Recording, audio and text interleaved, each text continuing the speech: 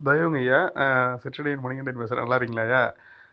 ஐயா அந்த இது இப்ப யூடியூப்ல வீடியோ போட்டிருந்தீங்கல்ல, அந்த அணு அது கேட்டேங்க. அருமையா இருந்துச்சு. அந்த அம்மையாரும் அவங்களோட இது அனுபவம் சொல்றது, போறது, அது அவங்கள இந்த நம்ம உள்ளொளி தியானத்துல அவங்களுக்கு இப்போ அனுபவம் கிடைக்கிறது, அதை பத்தி விசாரணை பண்ணது, அதெல்லாம் அருமையா இருந்துச்சுங்க. அது நிறைய இதை வந்து தொகுத்து ஒரு சொன்ன மாதிரி ஒரு நல்ல ஒரு இதா இருந்துச்சுங்க. சரி சரிங்க. நான் இப்பதான் டைம் கிடைச்சது, அதனால தான் மெசேஜ் பண்றேன். நீங்க இப்போ காலையில பார்த்துட்டு எப்படின்னு பார்த்துட்டு சொல்லுங்க. ஒன்றும் இல்லைங்க, எனக்கு ஒரு சின்ன ஒரு சந்தேகம்யா. இது எப்படின்னாயா, நம்ம இப்போ நம்ம சுவாமி சமயத்துலங்க நம்ம சைவம் தான் நமக்கு வந்து சுத்த சன்மார்க்கத்துக்கு அடிப்படைன்னு சொல்லியிருக்கீங்க. சைவத்துல இருந்து சைவத்தை அடிப்படையா வச்சு சுத்த சன்மார்க்கம் இது வந்திருக்கு. சுவாமி வள்ளல் பெருமானும் சைவம் வழியா வந்த மாதிரி அப்புறம் சுத்த சன்மார்க்கத்தை நிறுவனாங்க. இப்ப நம்ம தயாநிதி சாமி வந்து வள்ளல் பெருமான் சொன்ன அந்த சூக்கும உண்மைகளை அந்த நமக்கு வந்து விவரமா நம்மள மாதிரி எல்லாருக்கும் போய் சேரணும், அந்த பக்குவ காலம் இப்போ வருங்கிறதால வெளிப்படுத்துறாங்க அப்படிங்கிற மாதிரி இருக்கிறதால நம்ம புரிஞ்சுக்கிட்டு இப்போ இது பண்ணிட்டு நடந்துட்டு வரோங்க. அதில் என்னன்னா ஒரு டவுட்டாகவே இருக்குது. என்னன்னா நமக்கு ஒன்றும் தெரியாதுங்க. நமக்கு நம்ம சாமியோட புக்கு கட்டுக்கிட்ட நம்ம வச்சிருந்தாலும் ஒரு கழுது மேலே ஒரு புஸ்தகத்தை கட்டி போட்டால் என்ன ஆகுமோ அந்த அளவுக்கு தான் நமக்கு அறிவு வேலை செய்யுதுங்க. அந்த அளவுக்கு நமக்கு அந்த இது இல்லைங்கய்யா. எத்தனையோ ஒரு 2 வருஷம் 3 வருஷம் படிச்சு இப்பதான் கொஞ்சம் கொஞ்சமா அது தெரியுது. அப்புறம் நீங்க சொல்றத வச்சு கொஞ்சம் கொஞ்சமா புரிஞ்சுக்கிறோம். இருந்தாலும் இது எப்படிங்க எப்படிங்க எப்படி இருக்குன்னா ஐயா, அந்த இது தமிழ் தான் கொஞ்சம் தமிழ் எடுத்துக்கணும். தமிழ் 10வது 12வது முடிச்சுட்டு பிஏ எம்ஏ படிக்காம பிஹெச்டி பண்ண வந்த மாதிரி இருக்கு தமிழ்ல மேல் ஒரு படிப்புல. ஆமா, என் நடுவில் இருக்கிறதெல்லாம் ஸ்கிப் பண்ணிட்டு டைரக்டா வந்து பிஹெச்டியில வந்து உட்காந்துக்கிட்டு என்ன பண்றதுன்னு தெரியாம முடிக்கிற மாதிரி இருக்குங்க. அந்த அளவுக்கு தான் புரியுது. சில விஷயங்கள்லாம் அது புரியுதுங்களே. அப்போ சில சரி ஓகே. இப்போ வந்து நமக்கு இந்த தத்துவங்கள்லாம் சொல்லுவாங்களே, 96 தத்துவம் 36 தத்துவம், இதெல்லாம் இப்போ நான் சாமி சொல்றதுல நீங்க சொல்றதுலாம் தெரியும். ஆனால் அது என்னன்னு ஒன்று விளக்கம் தெரியாது. இப்போ நம்ம நாளைக்கே ஒரு இது பண்றோம்னு வச்சுக்கலாம். ஒரு சைவர் இருக்காரு, அவர்கிட்ட நம்ம வாக்குவாதம் பண்ண போறதில்ல. அவர்கிட்ட நம்ம சொல்லணும்னா நமக்கு ஒரு அடிப்படை தெரியணும் தாங்களே. இதெல்லாம் சைவ சித்தாந்தம் எதை அடிப்படையா வச்சது, இந்த எல்லாம் நீங்க சொல்லுவீங்க. ஏன்னா நீங்க முன்னாடி இந்த நம்ம சைவ சித்தாந்த நூல்களை படிக்கணும், நம்ம இதெல்லாம் படிக்கணும், அதுலயும் சொல்லியிருக்கேன். மாணிக்க வாசகர் படிச்சது, அவரு சொன்னது எல்லாம் சொல்லியிருக்கீங்க. அந்த வகையில சரின்னு சொல்லிட்டீங்க. நான் எனக்கு இந்த 2 நாள் லீவு கிடைக்கிறப்போ ஏதாவது நம்ம இதுதான் பார்ப்பேன். ஏதோ ஒரு தடவை கொஞ்சம் ஒரு பே- ப- இது பேச்சாளரோட இது கேட்குற மாதிரி இருந்துச்சு. ஒரு ஒரு சைவ சித்தாந்த பேச்சாளரோட இது கேட்டேங்க. நான் வழக்கமாக யாரோடது கேட்க மாட்டேன். இது இறைவன் தான் கூட்டி வைக்கிறார். சும்மா இருக்கிறதால மனம் ரொம்ப அலப்பாஞ்சிக்கிட்டு கஷ்டப்பட்டு இருக்கிறப்ப சரி இது மாதிரி தியானம் பண்ணுறது இது போடுறது போக இந்த மாதிரி ஏதோ பார்க்கலாம்னு சொல்லிட்டு தானே வந்துச்சுங்க. இப்போ கேட்டேங்க. அதில் சின்ன சின்ன அந்த திருக்குறளுக்கு விளக்கம் சொல்கிறதுலேருந்து ஆரம்பித்து அப்புறம் அப்படியே பார்த்தீங்கன்னா அந்த சைவ சித்தாந்த 36 தத்துவத்தை விளக்கம் ஒரு 2 வீடியோவில் கிடச்சிதுங்க. இது பெரிய பெரிய புஸ்தகங்களை படித்து நமக்கு தெரிஞ்சுக்க முடியாது. சரி என்ன சொல்கிறாங்கன்னு பார்த்து ஓரளவுக்கு தெரிஞ்சுக்கிட்டேங்க, அது என்னென்ன சொல்கிறாங்க போகிறாங்கன்ட்டு. அந்த சைவ சித்தாந்தத்துக்கு அவங்க சொல்றதுக்கும் நம்ம சன்மார்க்கத்துக்கும் என்ன ஒரு டிஃப்ரெண்ட்டுங்கிறத நீங்க முன்னாடியே சொல்லியிருக்கீங்க, சாமி சொல்லியிருக்காரு. இதனால் இப்ப நம்மளா சரி அவங்க என்ன சொல்றாங்கன்னு தெரிஞ்சுக்கிறது வந்து பாத்தீங்கன்னா, இப்ப சைவ சித்தாந்தம் சொல்ற அந்த தனித்தலைமை கடவுளும் நம்ம அருட்பெருஞ்சோதியும் ஒண்ணுதான். அப்படிதானுங்களையா? ஆமா, மாணிக்க வாசகர் கும்பிட்டதும் அருட்பெருஞ்சோதியை தான். இப்ப ஏன்னா வந்து அவங்க அவங்க அந்த பதி பசு பாசம் நிலையை சொல்லும் பொழுது அவங்க அந்த சைவ சித்தாந்தத்தோட அந்த பதி பசு பாசம் மூணுமே அனாதி.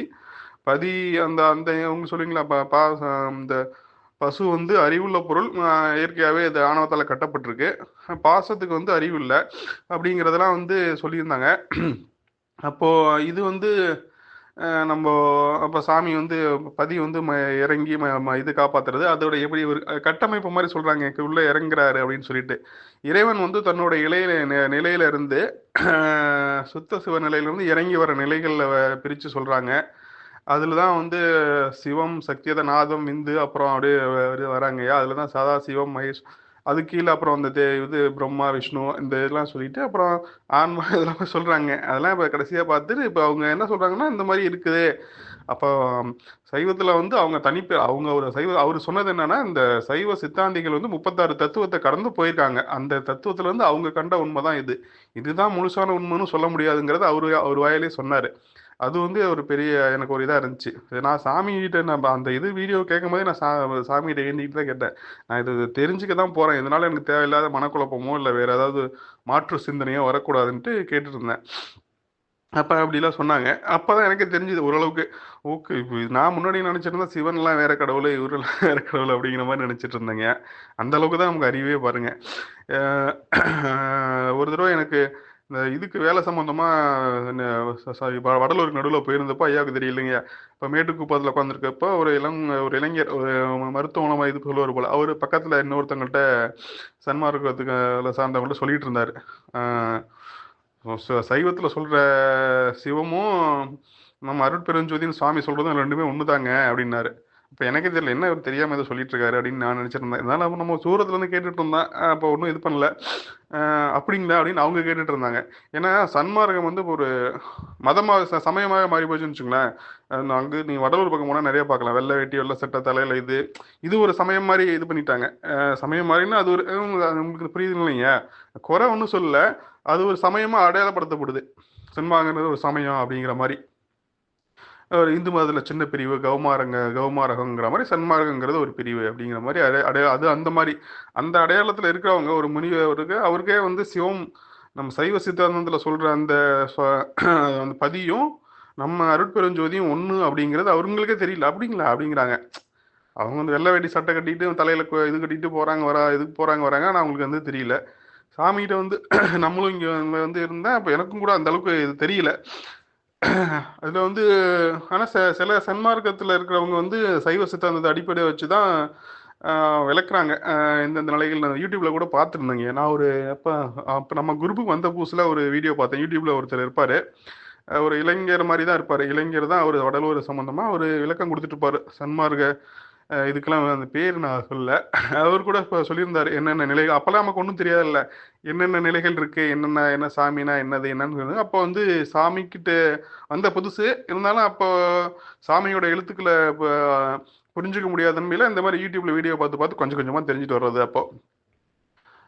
அப்போலாம் சாமி புஸ்தகம் படிச்சாவே புரியாது ஒண்ணுமே.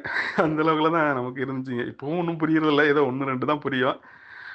அப்ப அந்த அவர் சொல்லியிருந்தாப்புல இந்த மாதிரி ஃபர்ஸ்ட் இறைவனோட நிலை சுத்த சிவத்துல இறங்கி திருவுருள் நிலை அப்புறம் எப்படி இறங்கி இறங்கி வராரு. இப்ப பதி பசு பாசம் இப்ப இதெல்லாம் வந்து இது பண்ணி கவர் பண்ணி அந்த ஆன்மாவை வந்து கொண்டு வராரு அப்படின்னு சொல்லி முழுசா போட்டிருந்தாரு. அதை நான் முழுசா பார்த்து முடிச்சுட்டேன். அப்ப நான் சாமிகிட்ட வந்தாலும் உங்க பேச்சு எல்லாம் கேட்டதால தெரியும். அப்ப இதுக்கு ரிவர்ஸ் தானே நம்மளுது அப்படிங்கிறப்ப ரிவர்ஸ்னா அந்த அது மூணு முப்பொருள் ஒண்ணு தானே அப்படிங்கிறப்ப நான் ஒரு கமாண்ட் போட்டேன் கடைசியில். அப்ப எனக்கு ஒண்ணுமே தெரியாதுன்னு வச்சுங்க. சிம்பிளா போட்டேன். என்னங்க சன்மார்க்கத்தை விளக்குறேன்னு சொல்லிவிட்டு சைவ சித்தாந்தத்தை விளக்கிட்டு இருக்கீங்க அப்படின்னு கமெண்ட் போட்டுட்டு வந்துட்டேன். ஏன்னா எனக்கு அது நல்லாவே தெரியும். அது சைவ சித்தாந்தம் தான் அவர் விளக்குறாரு. இப்படி அது ஏன்னா மூணு வேற வேற பொருள் இறைவன் வந்து இதை காப்பாத்துறாரு அப்படிங்கிற மாதிரி சொன்னாலும் இது சத்துவ சன்மார்க்கம் கிடையாது. சுத்த சன்மார்க்கங்கிறது வேற. அது சாமி சொல்றது எனக்கு புரியலனாலும் ஒரு பேசிக் புரிஞ்சிருந்தது அப்போ. அந்த லெவலில் இப்போ கமெண்ட் போட்டுட்டு வந்துட்டேன். ஆனால் அதே டாபிக்கு இப்போ எனக்கு குழப்பமா இருக்குங்க. அந்த சைவ சித்தாந்த வீடியோ பார்த்த இந்த இதுல இருந்து நம்ம சைவ சித்தாந்த பதியும் அருட்பெருஞ்சோதியாகவும் தயா பெருஞ்சோதியாகவும் நம்ம சுவாமிகள் சொல்றதும் ஒன்று தான் இல்லைங்களா? அது ஒரு டவுட்டு. அந்த சைவ சித்தாந்த பேச்சாளரே சொன்னார் எதுவுமே நான் சொல்றேன் சைவம் தான் உண்மை அப்படின்னு சொல்லக்கூடாது. அவங்க அந்த நிலையில 36 தத்துவத்தை கடந்து அவங்க கண்ட உண்மையை சொல்லி வச்சுட்டு போயிருக்காங்க அவ்வளவுதான் அப்படிங்கிற மாதிரி சொல்லியிருந்தாரு. அது ஒரு வந்து நோட் பண்ண வேண்டியது நான் புரிஞ்சுக்கிட்டேன். இல்லை ஒரே ஒரு டவுட் தாங்க. இது கொஞ்சம் ரொம்ப முட்டாள்தனமாக கூட இருக்கும். ஆனால் நம்ம 6 அறிவில் இருந்துட்டு இதெல்லாம் கேட்கக்கூடாது. இருந்தாலும் என்னங்க அப்போ நம்ம ஐயாட்ட கேட்கறதுக்கு நம்ம வழக்கமாக கேட்கறது தானே இந்த இதெல்லாங்கிறதால சொல்கிறேன். இப்போ பதி பசு பாசம்ங்க. இப்போ வந்து இது மூணும் தனித்தனியா இருக்கிறது அப்படிங்கிறப்ப சைவ சித்தாந்தத்திலயும் அவங்க என்ன சொல்றாங்கன்னா ஆணவம் அதாவது செம்பில் களிம்பு போல அந்த ஆன்மாவுக்கு அந்த பசுவுக்கு ஆணவ மலம் இயற்கையா செம்புல வந்து செம்பு எப்படி வந்து தானாவே இயற்கையாவே அதுல வந்து ஒரு களிம்பு ஏறுதோ அதே மாதிரி இந்த பசுவுக்கு களிம்பு ஏறுது.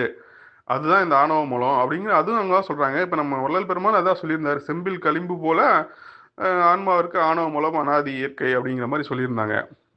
இப்போ ரெண்டுமே மேட்ச் ஆக போகுதுங்களா?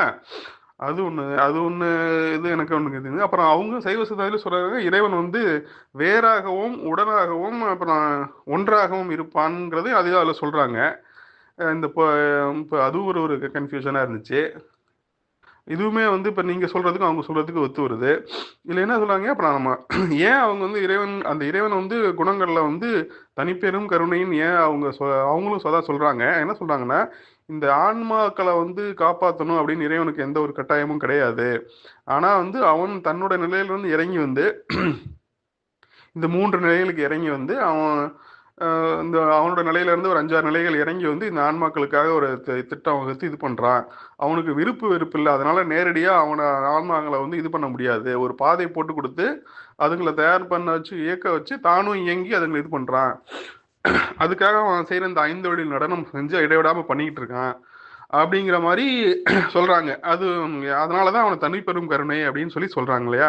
இப்ப இந்த இடத்துலதான் ஒரு பாயிண்ட் வந்து இதா இருக்கு. இப்ப நம்மளோட கான்செப்ட் படி பார்த்தா இருக்கிறது இறைவன் தான், அவரு தான் எல்லாமா இருக்காரு. அவரு தான் வந்து அனுபவ வாழ்வுக்காக நம்மளா வந்து இயங்கிட்டு இருக்காரு. அப்ப நான் டபுள் ஆக்ட் போட்டுட்டு அப்ப நம்ம மாதிரி ஒரு ஆளா இருந்து அனுபவம் எடுக்கிறாரு, நமக்கு விளங்க வைக்கிறாரு. அப்புறம் அந்த அனுபவத்தை அவர் தான் எடுத்துட்டு இருக்காரு, அது அவருக்கு மட்டும் தான் தெரியும். அப்படி இருக்கிறப்போ அவருக்கு அவருக்கு தான் லாபம் இதுல. நம்மன்னு ஒண்ணு தனியாவே கிடையாது. எத்தனை கோடி ஆன்மக்கள் இருந்தாலும் ஒரே ஒரு சிற்றம்பலம் தான் ஒருத்தர் தான் இருக்காரு.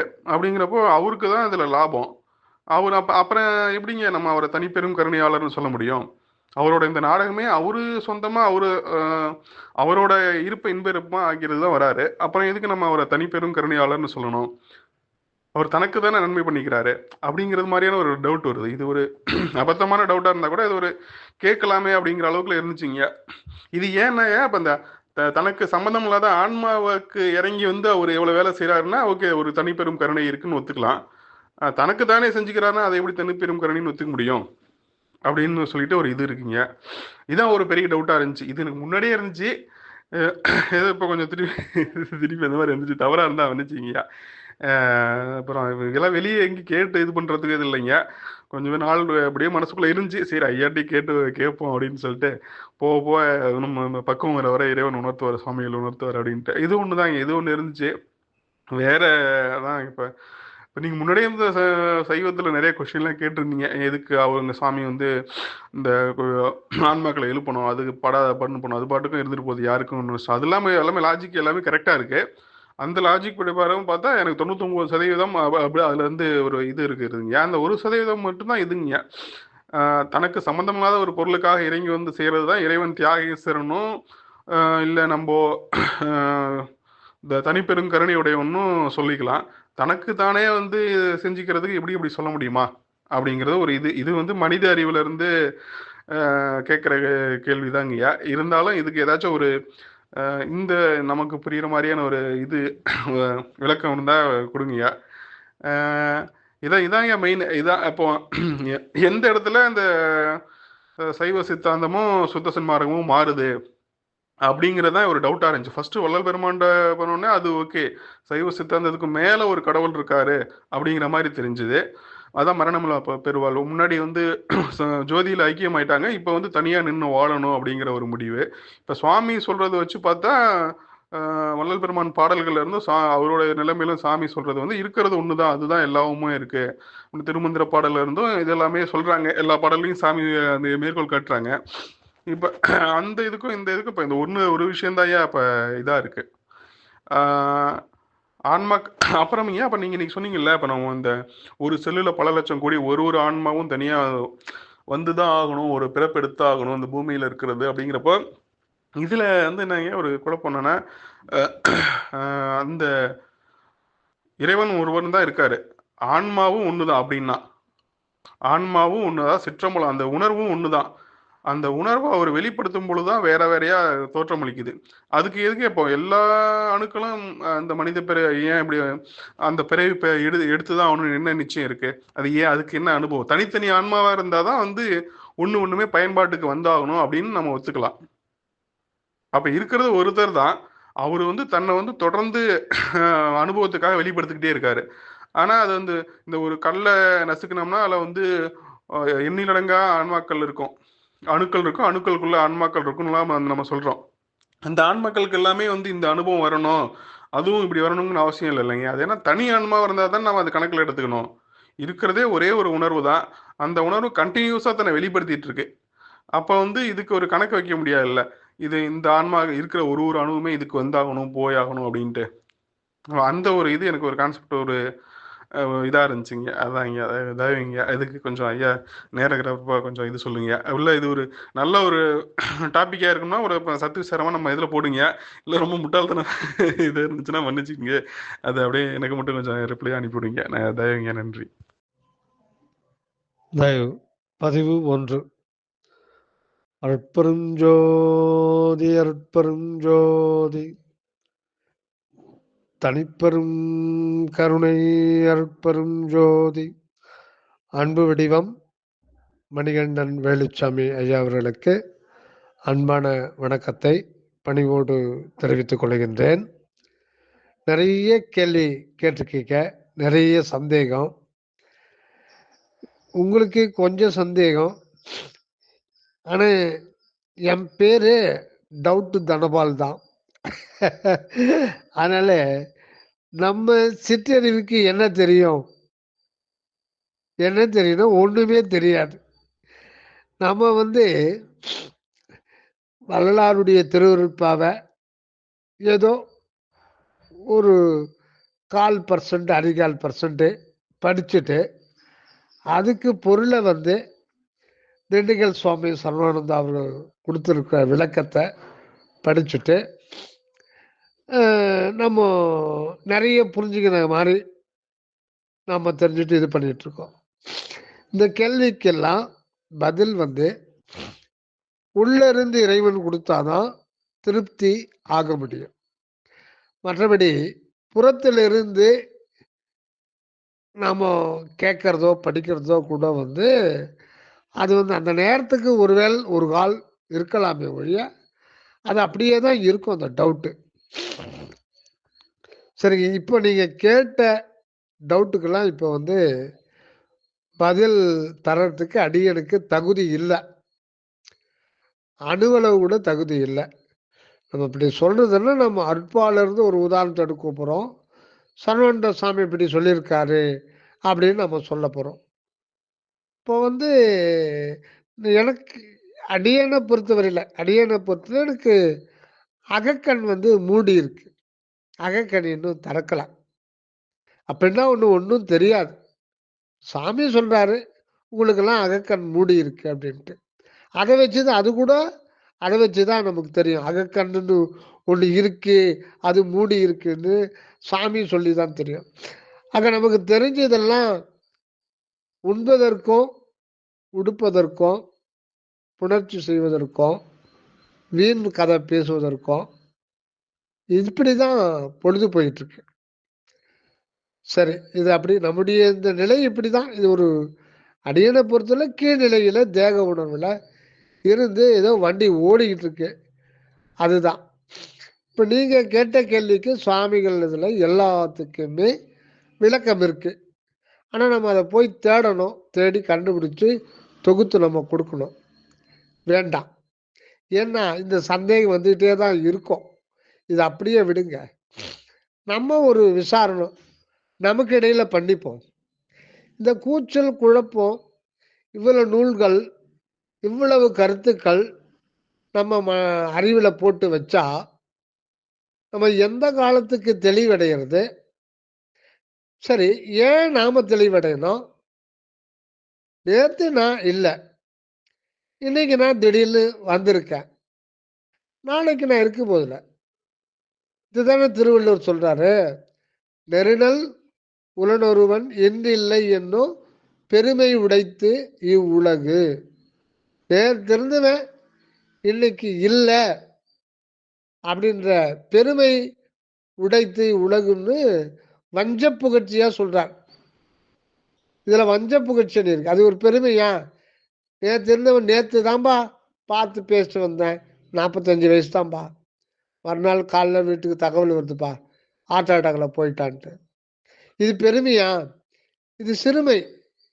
நெருடல் உளனொருவன் இன்றில்லை என்னும் பெருமை உடைத்து உலகுன்னா அது வஞ்ச புகழ்ச்சி மாதிரி சொல்றார். இதுதான் வாழ்க்கை, இந்த அனித்திய வாழ்க்கை இவ்வளவுதான் அப்படின்னு அவரே சொல்லிட்டாருன்னா அப்புறம் நாம எதுக்கு முயற்சி பண்ணணும்? அப்போ சன்மார்க்க வரலாறு சொல்றது எப்படி இருக்குதுன்னு சொன்னோம்னா, நெருடல் உளன் ஒருவன் என்றும் உளன் எனும் பெருமை உடைத்து இவ்வுலகு. இனி வருங்காலத்துல அந்த குரல் அப்படியே தலைகீழா மாறும். ஏன்னா மரணமில்லா பெருவாழ்வு வந்து அதுக்கான ஆணை, அதுக்கான ஒரு மார்க்கம் 1865 தான் ஆண்டவருடைய நேரடி ஆணையினால இந்த பூமிக்கு வந்தது. அதுதான் ஒரு அதி தீவிர அருட்பக்குவ ஒரு பெரிய ஒரு ஆன்மா. அதுதான் ராமலிங்க அடிகளார். அவர் மூலம் வந்தது. சரி, இதையும் விடுங்க, வேண்டாம். ஒரு ஏழை எவ்வளவு வாழ்க்கையில கஷ்டப்படுறான். எத்தனை பேர் 2 கைகள் இல்லாம 2 கால்கள் இல்லாம இந்த வாழ்க்கையில 80 வருஷம் வாழறான். பிறக்கும் போதே கால் ஊனமா பிறக்கிறான். பிறக்கும் போதே கண்ணு இல்லாம பிறக்கிறான். நம்ம இவ்வளோ பேசுறோமே, அவங்களுடைய நிலையில என்ன ஆகும்? அவங்கள நிலை பத்தி யார் பேசுறது? நாம பதின்னு பசுன்னு பாசன்னும் அவர் முத்தனி பொருள் அப்படின்னு அவங்க சொன்னாங்கன்னோ, இல்லை வள்ளலார் இதெல்லாம் வந்து இல்லை ஆண்டவர் எனக்கு வந்து முப்பொருளும் ஒன்றுன்னு சொன்னாரு. இதெல்லாம் வந்து ஒரு பிறவியிலேயே கண்ணில்லாதவன், பிறவியிலிருந்தே அவன் நோய்வாய்ப்பட்டு வாழ்ந்துகின்றது, எப்படியோ வாழ்ந்துகிட்டுருவன். ஒருவேளை சாப்பாட்டுக்கே வழி இல்லாம பிச்செடுக்கிறவன், வீடு வாசல் இல்லாம தெருவில் படுத்து தூங்குறவன், பைத்தியம் பிடிச்சி அலைகிறவன், அனாதையா இருக்கிறவங்க குழந்தைங்க, இப்ப இவங்களுக்கு இதுக்கு அதுக்கு சம்பந்தம் இருக்கா? அது சம்பந்தம் இல்லையா? அவங்களுடைய நிலையெல்லாம் என்ன? ஒரு ஆடு, நேற்று ஆடு எத்தனை கோடி ஆடு அறுத்திருப்பாங்க. அந்த ஜீவராசி நிலையெல்லாம் என்ன? நம்ம இந்த பக்கம் இருந்து இந்த கருத்தெல்லாம் பேசின்னு இருக்கோம். அந்த ஜீவனுக்கு எதனா நம்ம நன்மை பண்ண முடியுமா? அதுக்கு இதனால எதனா பிரயோஜனம் இருக்கா? நாம இதை பேசி என்ன பெரிய பிரயோஜனத்தை பெற்றுக்கொள்ள போறோம்? சரி, இதையும் விடுங்க, ஒன்னொன்னா விட்டுட்டு வருவோம். அப்போ அந்த உலகத்தை நாம இப்படி இருக்கா, நம்ம இதெல்லாம் பேசுறதுக்கான ஒரு வாய்ப்பு கொடுத்துருக்காரு. ஏதோ பிரபஞ்சம் கடவுள்ன்றத விட்டுடுங்க, கடவுள்ன்ற வார்த்தையை சொல்ல வேண்டாம். இப்ப நம்ம மனிதன்றத நமக்கு கண்ணுக்கு தருது, நம்ம வாழ்ந்துட்டு இருக்கோம், நாம இருக்கிறது நமக்கு தருது. இப்போ நம்மளை பத்தி இது பண்ணுவோம். அப்போ வந்து நேற்று மட்டும் ஞாயிற்றுக்கிழமை எத்தனை கோடி ஆடுகள், எத்தனை கோடி பன்றிகள் துடிக்க துடிக்க இறந்தது. அதெல்லாம் அதுல இருந்து விடுதலை பெறணும்னு நினைச்சா முடியுமா? முடியாது, முடியாது. இந்த இந்த பன்றி கொல்றாங்கல்ல, அதை யூடியூப்ல பார்த்துருப்பீங்க. நான் நேரடியா ஒரு முறை பார்த்தேன். நான் ஒரு இடத்துல வண்டியில வந்துட்டு இருந்தேன். அது வந்து மறுநாள் வந்து போகி பண்டிகை. நான் வந்து ராணிப்பேட்டில் இருந்து அரக்கோணம் வண்டியில் வந்துன்னு இருக்கேன். அப்போ ஒரு கிராமத்து வழியாக அது ரோடு போகுது. காலையிலேயே புறப்பட்டு வந்துட்டேன். காலையில் ஒரு 6:30 மணி 7 மணிக்கு ஒரு வயல்வெளியில் ஒரு பெரிய பன்றியை மடக்கிறாங்க 4 பேர். பெருசாக இடம். அது தப்பிச்சு தப்பிச்சு ஓடுது. 4 பேர் மிகப்பெரிய ஒரு தடியை வச்சுட்டு இருக்காங்க. ஏன்னா பன்றி கடிச்சிச்சேன்னா அது ரொம்ப பெரிய பாய்சன் ஆயிடுமா, கச்சிடும். அது பொதுவாக அது ரொம்ப சாதுவானது, ரொம்ப ரொம்ப சாதுவானது. அது ரொம்ப பெரிய பன்றியா செலக்ட் பண்ணி அதை பிடிக்க முடியல. 4 பேர் 4 பக்கம் அந்த வயல்வெளியில நிக்கிறாங்க. அது உயிருக்கு பார்த்து தப்பிச்சு ஓட பார்க்குது. இவங்க யாரும் விடல. இது ஆடு அறுக்கிற மாதிரி அது கழுத்து அறுக்க முடியாதுங்க. அது கழுத்து வந்து பெருசு இல்லைங்களா, அதை வந்து மண்டியில அடிச்சே கொல்லுவாங்க. அது வந்து சாவுற அவ்வளவு சீக்கிரமும் சாகாது. ஆடு கழுத்து அறுக்கும் போது இந்த கழுத்துக்கு பின்புறம் அந்த இது இருக்கும், தண்டுவடம். தண்டுவடமே ஒரு மூளை தான். தண்டுவடத்துடைய எட்ஜு தான் முகுல மூளையா இருக்கு. அதை கட் பண்ணிட்டாலே உங்களுக்கு வந்து ஒரு 5 நிமிடத்துக்குள்ளவே அது துன்பத்தை அனுபவிச்சு அது போயிடும். ஆனா பன்றி அப்படி கிடையாது. 1/2 மணி நேரம் கூட துடிக்கும். இப்ப அந்த பன்றிக்கு தெரியுமா நாம ஏன் வந்தோன்ட்டு? அந்த பன்றிக்கு அதுக்கு என்ன தலையெழுத்து? அதுக்கு என்ன தலையெழுத்து? அப்படி ஒரு ஜீவன் வரணும். அதுக்கு ஒரு அனுபவத்துல துன்பத்தை குடுக்கணும். அது துன்பத்தை அனுபவிக்கணும். அது துன்பத்தை யார் விரும்புவாங்க? மரண வேதனை யார் விரும்புவாங்க? அது தப்பிக்க பார்க்குது, ஆனா முடியலையே. இப்ப அந்த ஜீவன் அதனுடைய உடம்ப விட்டுடுங்க. பன்றின்ற உடம்ப விட்டுடுங்க. ஆனா அதுக்குள்ள அந்த உணர்வுல அந்த துன்பம் ஏன் வருது? அது ஏன் இயற்கை கொடுக்குது? சூரியன் தோன்றியது முதல்ல எவ்வளவு உயிர்கள் வந்து இந்த வாழ்க்கை மனிதன் வந்து எல்லாமே இயற்கையினுடைய ஒரு இயற்கை. அது தானா நடக்குது. அப்படித்தானே சொல்றாங்க. எல்லாமே தானா நடக்குது அப்படின்னு சொல்றாங்க. அதை கண்காணிக்கிறதுக்கெல்லாம் ஒன்றும், அதெல்லாம் பார்த்துக்கிறதுக்கு தான் ஒன்றும் இல்லை. எல்லாமே இயற்கையில தானா நடக்குது. அதனால இதுல இயற்கை தானா நடக்கிறத ஏப்பா எல்லாமே கரெக்டா எசகு பிசகு இல்லாம கரெக்டா நடக்குதுன்னா அதுதான் இயற்கை. அதுக்காக இதெல்லாம் கண்காணிக்கிறது, இதெல்லாம் பார்த்துக்கிறது ஒருத்தர் இருக்கிறாரு, சக்தி இருக்குதுன்னா அதை நம்ப மாட்டேன். இதுதான் பெரும்பாலும் அந்த கடவுள் மறுப்பு கொள்கையாளர். இப்ப நாம மட்டும்னா அவங்க கடவுள் மறுப்பு கொள்கையாளர் இதுல அவங்க மன்றத்துல சேர்ந்துட்டாங்க. நம்ம சேராம கடவுள் மறுப்பு கொள்கையாளர் இருக்கோம். நம்ம வந்து ஒரு இருக்காம ஒரு சக்தி இருக்கு நம்புறோம். ஆனா நமக்கு அனுபவத்துக்கு வரல. அதை அனுபவம் பார்க்கணும்னு விருப்பமும் நமக்கு இல்லை. அவன் கையெழுத்து கும்பிட மாட்டான். நம்ம காலையில் ஏதோ ஒரு சக்தி இருக்குன்னு நம்பிச்சு விளக்கு ஏற்றிட்டு ஒரு நிமிஷம் கையெழுத்து கும்பிட்டு திருநீரில் ஒரு நெற்றியில் பொட்டு வச்சுட்டு அதோட வேலை பார்க்க கிளம்பிடுறோம். வேற ஒன்றும் இது இல்லை. நம்ம இதெல்லாம் வந்து சாப்பிடணும். அந்த சாப்பாட்டுக்கு நம்ம காசு வச்சுக்கணும், இல்லைன்னா பிச்சை தான் எடுக்கணும். ஆக இதுக்காக தான் நம்ம ஓடிக்கிட்டு இருக்கோம். உயிர்கள்லாம் அதுக்காக போடலை. அது என்ன கடவுள் கொடுக்குறாரு கொடுத்துட்டு துன்பத்தை அனுபவிக்குது. இப்போ எதுக்கு கேட்குறேன்னா, இந்த பிரபஞ்சத்தில் எத்தனை கோடி கோடி கோடி உயிர்கள்லாம் துன்பப்படுது. சரி, இதையும் விட்டுடுங்க. இப்போ அடுத்ததுக்கு வருவோம். இப்போ இதை வந்து சமயம், மதம், சாதி, மார்க்கங்கள், இதில் இருக்கிற வேதம், ஆகமம், புராணம், டன்னா புக்குங்க, இவ்வளவும் படிச்சு தான் நம்ம தெரிஞ்சுக்கணுமா? இவ்வளவு நூல்கள் படிச்சு தெரிஞ்சுக்கணுமா? அது எப்போ தெரிஞ்சுக்கிறதுனாமோ? இவ்வளவு தெரிஞ்சுக்கிட்டு தான் முக்தி அடைய முடியுமா? நீங்க கேளுங்க, மனசுக்குள்ள கேளுங்க. இந்த பதி, பசு, பாசம் இதெல்லாம் படிச்சு தான் தெரிஞ்சுக்கணுமா? இப்படி ஒண்ணு இருக்குது நமக்கு தெரியாது. அப்படின்னு நமக்கு தெரியாது, கேள்விப்பட்டது இல்லை.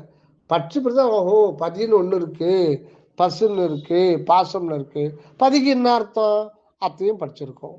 பசுக்கு என்ன அர்த்தம், பசுன்னு என்ன தெரியாது, அதையும் நூலை பார்த்து படிச்சிருக்கோம். பாசம் என்ன அதை பத்தி தெரியாது, எதுக்கு பாசம்னு சொல்றாங்க அதையும் புக்கு பார்த்து தெரியும். எல்லாமே புக்கை பார்த்து. அப்ப இந்த கண்ணு காது கேள்விப்பட்டது மன்னது இதை வச்சு நம்ம வந்து என்ன ஒரு நிலையை அடைஞ்சிட முடியும்? சரி, இதை விடுங்க. ஒரே ஒரு கேள்வி மட்டும் வேண்டாம். இது வேண்டாம், இந்த போராட்டம் வேண்டாம், இந்த பிறப்பு இறப்பு இதுல இருந்து விடுதலையா இருந்து வாழ்க்கையில எத்தனை பேர் எவ்வளவு இதெல்லாம் பண்றாங்க. எத்தனை ஜீவராசிகள் இப்படி எல்லாம் சித்திரவதையால் மனிதர்களால மடியுது. ஒரே ஒரு சந்தேகம், டவுட் தனபால் எனக்கு தான். என்னன்னு கேட்டீங்கன்னா, ஏன் இந்த உலகத்துல ஒண்ணுமே இல்லாம இந்த கடவுள் கடவுள்னு சொல்றாங்களே, நம்ம பார்த்ததில்லை? என்ன தோன்றா பெருமையனே அவரே சொல்லிட்டார் திருவாசகத்துல. அவர் வந்து மனதுக்கும் கண்ணுக்கும் புரிபுங்க தோன்ற மாட்டார். தோன்ற மாட்டாதவரை நாம் என்னத்த பண்றது? தோன்றலைன்னா அதுக்கு நாம அதுக்கு என்ன போராட்டம்? ஏன் இந்த போராட்டம்? தோன்றா பெருமைன்னு சொல்லிட்டா அப்புறம் நம்ம போராடி எவ்வளவு காலம் தான் போராடி அதை பெற்றுக்கொள்ளணும்? வேண்டாம். நானும் வேண்டாம். நானும் இல்லாம இருந்திருக்கலாமே, நல்லா இருந்திருக்குமே. அவ்வளவு ஏன் கடவுள்கிட்டவே போயிடும். கடவுள்னு ஒரு பொருள் மெய்ப்பொருள் எல்லாமே இருந்திருந்தா எந்த பிரச்சனையுமே இல்லையே. இவ்வளோ பிரச்சனை, இவ்வளோ நூல்கள், இவ்வளோ கருத்துகள், யூடியூப் பார்க்கணும், அத்தை பார்க்கணும், வாட்ஸ்அப்பு பார்க்கணும், நூலை பார்க்கணும், திருவருட்பா புரட்டும், அதுக்கு அர்த்தம் வந்து திண்டுக்கல் சாமிகிட்ட சொல்லணும். இவ்வளோ இவ்வளோ இது ஏன்ற நான் ஏன் பிறக்கணும்? எனக்கு ஏன் ஆணவமான இயற்கை இருக்கு? அதுக்கு ஏன் இத்தனை கோடி பிறவிகள் வரணும்? இவ்வளவு துன்பத்தை நான் ஏன் அனுபவிக்கணும்? இவ்வளவு துன்பத்தை கொடுக்கறது கடவுள் என்றாரு. அவர் மட்டும் நல்லா இருக்காரு. அவருக்கெல்லாம் பிறப்பிறப்பு கிடையாது. இயற்கையிலே பாசங்கள் ஒன்றும் இல்லார், குணங்கள் ஏதும் இல்லார், தத்துவங்கள் ஏதும் இல்லார், மற்றோர் பிறப்பில்லார், இறப்பில்லார். அது அவர் இருக்காரு. ஆனால் எனக்கு என்ன நன்மை? அது பாடுறது அந்த பாட்டு பாட்டினால எனக்கு என்ன நன்மை வந்துட போகுது? மற்றோர் பிறப்பில்லார் இறப்பில்லார் அவரு பிரச்சனை, எனக்கு பிரச்சனையே நான் யாருக்கிட்ட போய் சொல்றது? அவருடைய புகழ் இருக்கு. நான் ஏன் அவருடைய கடவுளுடைய புகழ் பாடணும்? எனக்கு ஏன் சிறுமை வருது? ஏன் நான் சிறுமையில் இருக்கேன்? நான் பிறக்க போகிறதே அது ஒரு செகண்டுக்கு முன்னாடி எனக்கு தெரியாது. அப்போ என் கண்ட்ரோல் இல்லாம எல்லாமே நடந்துட்டு இருக்க. என்னுடைய கண்ட்ரோல் இல்லையே. சரி, இதையும் விடுங்க. அடுத்ததுக்கு வாங்க. இப்போ நான் அடியேன் கேட்கறது என்னன்னா, ஒண்ணுமே இல்லாம இருந்திருக்கலாமே. கடவுள், உயிர்கள், பாசம், பிறப்பு, இறப்பு, இன்பம், துன்பம், நினைப்பு, மறப்பு, நினைப்பு, மறப்பு அற்ற நிலை, பிறப்பு, இறப்பு, பிறப்பு, இறப்பு அற்ற நிலை, இரவு பகல், நமக்கு இரவு பகல் அற்ற நிலை. இதில் ஏன் இதெல்லாம் நானும் ஒன்று இருக்கிறதுனால கடவுள் துன்பம் இன்பம் வருது. இதை போக்குறதுக்கு என்னால் முடியாத பட்சத்தில் கடவுள் ஒருத்தர் இருக்கிறான்னு நம்பி நான் அவர்கிட்ட போய் அவரு வந்து எனக்கு வரம் கொடுப்பாரு. நான் அவரை தோத்திரம் பண்ணி பாராயணம் பண்ணி தியானம் பண்ணி ஏன் இந்த தலையெழுத்து இப்படி ஒரு இயற்கையில ஏன் இருக்கே? அப்ப இதெல்லாம் இருக்குன்னா இதெல்லாம் வந்து யாரால நடத்தப்படுது? அப்ப நடத்துறவருக்கு மட்டும் ஏன் இந்த பிரச்சனை இல்லை? நமக்கு மட்டும் ஏன் இருக்குது? நாம மட்டும் ஏன் பதியா இருந்திருக்க கூடாது? சரி, தப்பா நினைச்சுக்காதீங்க. ஏடாகுடம் இப்ப அடியன் பேரு ஏடாகுடம் ஏழுமலை தான். பதி அவர் இருக்காரு, அவருக்கு எந்த பிரச்சனையும் கிடையாது. ஆனா பசுவுக்கு எல்லா பிரச்சனையும் இருக்கு. படாத பாடுபடுத்தா சொல்றாங்க. புல்லாகி பூடாகி பூ எல்லா பிறப்பும் பிறந்திழைத்தேன். அவங்க பொய் சொல்ல மாட்டாங்க பாவம். அவன் ஏன் பொய் சொல்ல போறாங்க? எழுகடல் மணலை அளவிடின் அதிகம் எனது இடர் பிறவி அவதாரம். அப்ப அவங்க அனுபவபூர்வமா கண்டு இருக்காங்க, அது சொல்றாங்க. நாம எப்போ அனுபவபூர்வமா காண்றது? அந்த ஞானம் நமக்கு எந்த பிறவில வரும்? சரி, ஒரு ஜீவன் ஏன் இப்படி இத்தனை பிறவில இவ்வளோ லாங் ப்ராசஸ்ல அவஸ்தைக்கு உட்படுத்தப்படணும்? அப்படியே இருந்தா ஒரு பிறவில கொண்டு வர முடியாதா? இவ்வளோ பிறவில வந்து இவ்வளவு அவஸ்தைகள் அந்த பசுவுக்கு ஏன்? அப்போ பதியும் வேண்டாம், பசுவும் வேண்டாம், பாசமும் வேண்டாம். இப்படி இருந்தா நல்லா இருக்குமே. எப்படி? ஒண்ணுமே இல்லாத, எதுவுமே இல்லாத. எதுவுமே இல்லாதன்னா எப்படி? ஒன்றுமே இல்லாம வெறும் வெட்டவெளி, வெறும் வெட்டவெளியே வந்துட்டுமே. இப்போ இது என்ன அடியனுடைய ஒரு கேள்வி. எதுவுமே இல்லாம இருந்திருக்கலாமே, அப்படி இருந்தா நல்லா இருந்திருக்குமே. இந்த ஜீவர்களும் நானும் வாழ்க்கையில எவ்வளவு அடிபட்டு உதப்பட்டு நொந்து வந்திருக்கோம். இந்த கஷ்ட நஷ்டம்லாம் இதெல்லாம் கடந்து போய் அதுக்கு இறைவனை சதா காலமும் நினைச்சு, இறைவனை சதா காலம் வெடிகாலம் ஏந்துக்கணும், பாராயணம் தோத்திரம் இதெல்லாம் பண்ணி அவருடைய புகழ் பாடி என்னுடைய சிறுமையை பற்றி அவர்கிட்ட சொல்லி, ஏன் நான் சிறுமையில இருக்கிறேன், நான் ஏன் சிறுமையில என்ன கடவுள் வச்சிருக்காரு, அப்படி கடவுள்னு ஒருத்தர் இருந்தா நான் சிறுமையில இருக்க போறேன், இப்படி ஒரு இழிந்த குணத்தோட வாழ போறேன்னு கூட எனக்கு தெரியாது. என்னுடைய வருகையே நான் வரப்போது எனக்கு தெரியாது. அப்படி இருக்கும் பொழுது இந்த இதெல்லாம் ஒண்ணுமே வேணாம். ஏன்னா எந்த எல்லா பக்கமும் பார்த்தா எங்க பார்த்தாலும் மக்கள் பிரச்சனை, நோய் நொடிகள், ப்ராப்ளம் ப்ராப்ளம் ப்ராப்ளம் தான். நிம்மதியா இருக்கிறவன்னு யாருன்னா சொல்றாங்களா? அப்படி ப்ராப்ளம் மயமான, பிரச்சனைகள் மயமான, துன்பமயமான இந்த உலகத்தை படைச்சு, இந்த உலகத்தில் இருக்கிறவங்களாம் ஆளாளுக்கு ஒரு சமயம், ஆளாளுக்கு ஒரு மதம், எங்க தலைவர் எங்க தொலைவர் தான் நேரடியாக வானத்தில் தொப்புன்னு குதிச்சாரு, அவர் நேராக பரலோகத்தில் வந்த தூதர், இறை தூதர், இதுதான் ஒரிஜினல், இது ஸ்கிரிப்டு, இது நேராக அவரே குத்த அனுப்பிச்சாரு, இதை படித்தாதான் உங்களுக்கு முக்தி கிடைக்கும், இல்லைன்னா பர்மனண்ட்டாகவே எரிநரகத்தை வீழ்ந்து வீழ்ந்து இது பண்ணுவீங்க. ஏன் இதெல்லாம் வேண்டாம். எதுவுமே இல்லாமல் இந்த கடவுள்னு ஒன்று கூட இல்லாமல் இருந்திருந்தால் நல்லா இருந்திருக்கும் இல்லையா? இந்த கேள்வி கேட்கறது யாரு? இந்த கேள்வி கேட்கறது யாரு? நான். ஒரு உணர்வு, அதாவது இருக்கிறேன்ற ஒரு உணர்வு. இந்த உணர்வு தான் கேட்குது. எந்த உணர்வு? இருக்கிறேன், ஆனா அது நான் இருக்கிறதே தவிர நான் இருப்பது என்னுடைய கண்ட்ரோல்லே இல்லாம இருந்துகிட்டு இருக்கு. அதுதான் மெய்ப்பொருள். அதுதான் மெய்ப்பொருள். அது தவிர்க்க முடியாதது, அது இயற்கையானது. இந்த நான் என்பது இயற்கையானது. உங்களுக்கு உண்மையான மதம், உண்மையான சமயம், உண்மையான மார்க்கம் உங்களுக்கு வெளியில கிடையாது. நான், அந்த நான் என்ற இந்த உணர்வு, இருக்கிறேன்ற உணர்வு, அதுக்குள்ளதான் எல்லா ரகசியமும் அடங்கியிருக்கு. இல்லை, நான்ன்றது ஆணவம். ஆணவம் எப்படி வந்தது? ஏன் வந்தது? ஆணவம் இயற்கை அப்படின்னா இயற்கையா இருக்கிறது என்ன? நான் ஏன் அவஸ்தைப்படுறேன்? இவ்வளவும் கரெக்டு தான். அது ஏன் எனக்கு இயற்கையா இருக்கு? இறைவனுக்கு ஆணவம்லாம் ஒன்றும் கிடையாது, அது அவருடைய இயற்கை. அது என்ன இயற்கைன்னு அப்படி பார்க்கும்போது இது என்ன வஞ்சனை? ஏன் இந்த வஞ்சனை, ஓர வஞ்சனை?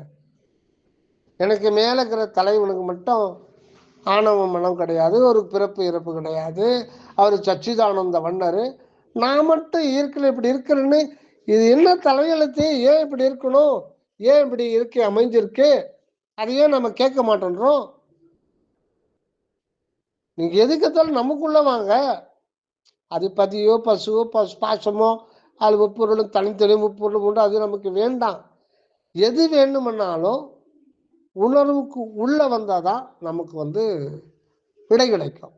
ஏன்னா இப்ப அடியேன்னு கேட்கறது, இவ்வளோ பிரச்சனைகளுக்கு உட்படுத்தப்பட்டு உயிர்கள் எல்லாம் துன்பத்திலேயே, பிரச்சனை எங்க பார்த்தாலும் பிரச்சனைகள் பிரச்சனைகள். ஏதோ கொஞ்ச நேரம் மனிதன் சந்தோஷமா இருக்கான், சந்தோஷமா இருக்கு. எவ்வளோ ஒரு ஹோட்டலுக்கு போய் நல்லா சந்தோஷமா சோலாபுரி சாப்பிட்றோம், சந்தோஷமா கல்யாணம் பண்ணிக்கிறோம், அனுபவிக்கிறோம், சினிமாவுக்கு போகிறோம், சந்தோஷமா இருக்கு. இந்த சந்தோஷத்தை ஏன் நான் அனுபவிக்கணும்? அதில் என்ன ஒரு முக்கியம்? அப்புறம் சந்தோஷத்தை அனுபவிக்கணும், உடனே துன்பமும் வந்துடுத. வேண்டாம், எனக்கு துன்பமும் வேண்டாம், சந்தோஷமும் வேண்டாம், நானுன்றதே ஒன்று வேண்டாமே. இந்த கேள்வி எங்கிருந்து வருது? இந்த கேள்வி எங்கிருந்து வருதுன்னா, நாம் விரும்பினாலும் விரும்பாவிட்டாலும்